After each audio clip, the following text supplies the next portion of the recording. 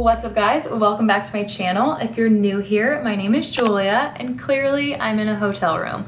I'm actually traveling today and tomorrow, so I figured I might as well take advantage of this opportunity and share some dumbbell only, hotel friendly workouts with you guys.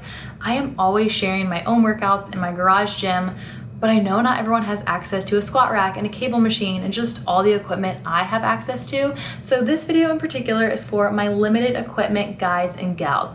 I'm gonna be showing you exactly how I would modify my normal lifts to be dumbbell only. Today's a Thursday, so we're gonna be lifting quads and glutes, and tomorrow is a Friday, so we're gonna be lifting back.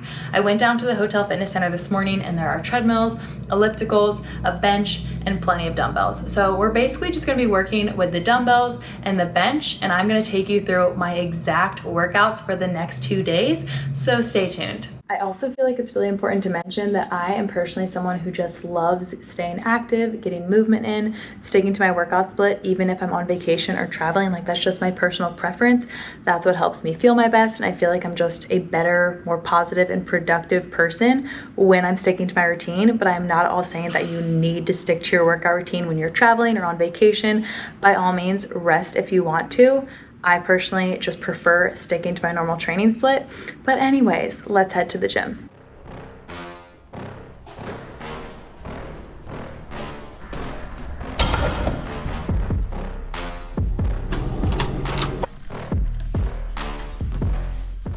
Like always, I'm starting this workout with a little 5-minute incline walk on the treadmill, and then I moved into some lower body active stretches.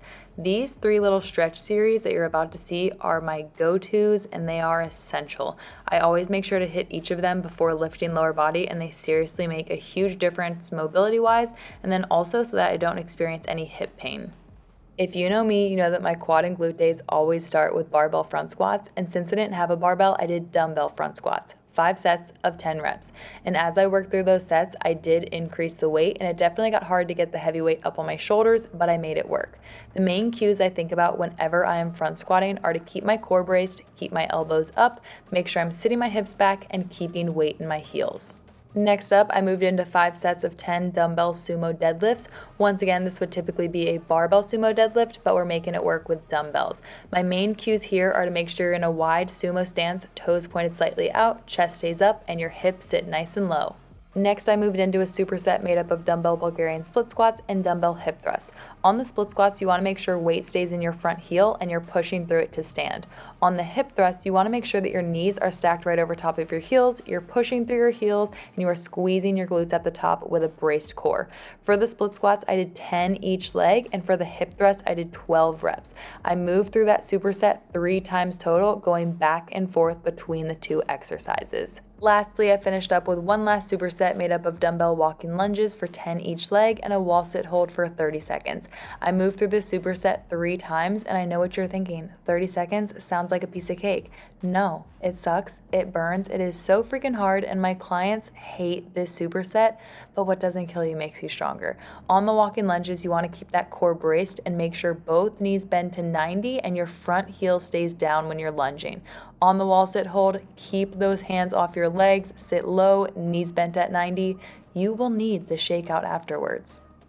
And then we all knew it was coming. Of course, I had to do a little ab check for the camera. I'm also just so proud of my progress. And then I finished up with a little 10-minute cool down walk on the treadmill while sweating my face off. I absolutely loved it. All right, quads and glutes complete. My legs are dead. I highly recommend giving that workout a try because I loved it. It was pretty much set up the exact same way my normal lifts are set up. I was obviously just using dumbbells only.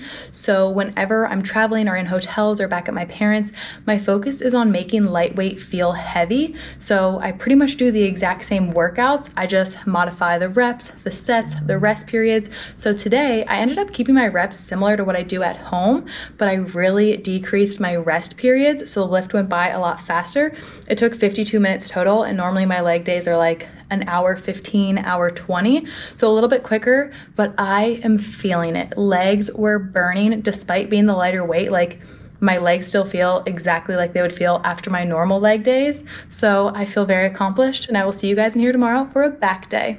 You guys know what day it is. Let's go hit some back.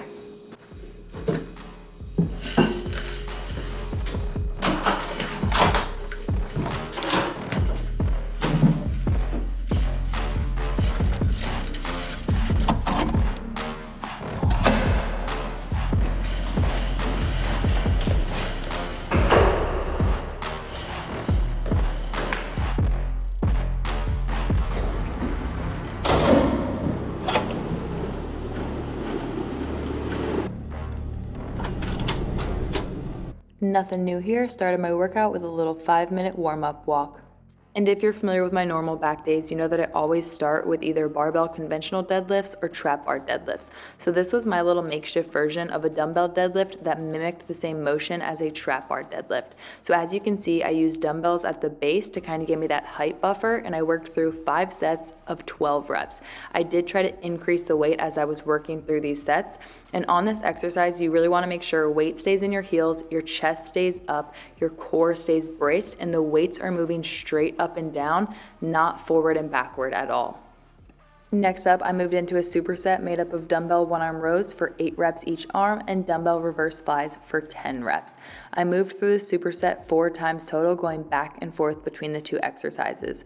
On the dumbbell one-arm rows, you're going to have one arm on a box or a bench, and the other arm is going to be holding your dumbbell.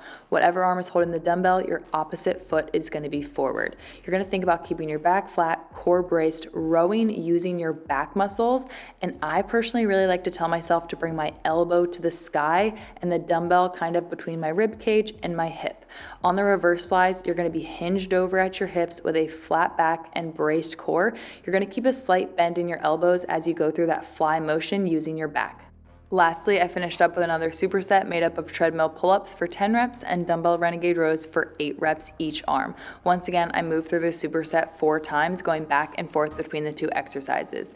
These treadmill pull-ups are a great drill for working towards your actual pull-ups, as long as you're thinking about pulling with your lats and not pushing off your legs. The dumbbell renegade rows are also a great back exercise as well as core. Once I was done the actual lift, I finished up with a 5-minute cool down walk on the treadmill, and then since my upper body days are way shorter than my lower body days, I love ending with a 12-3-30 incline walk. It's just my preferred low intensity steady state cardio, and I've been loving it.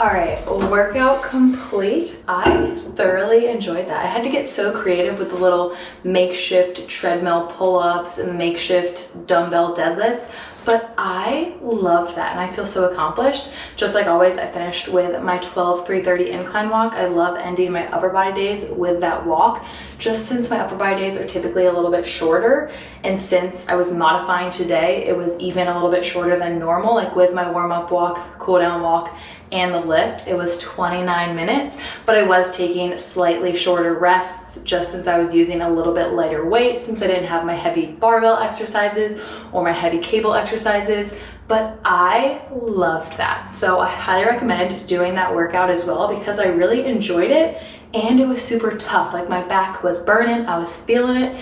It was just a great workout. So definitely recommend doing yesterday's workout as well as today's.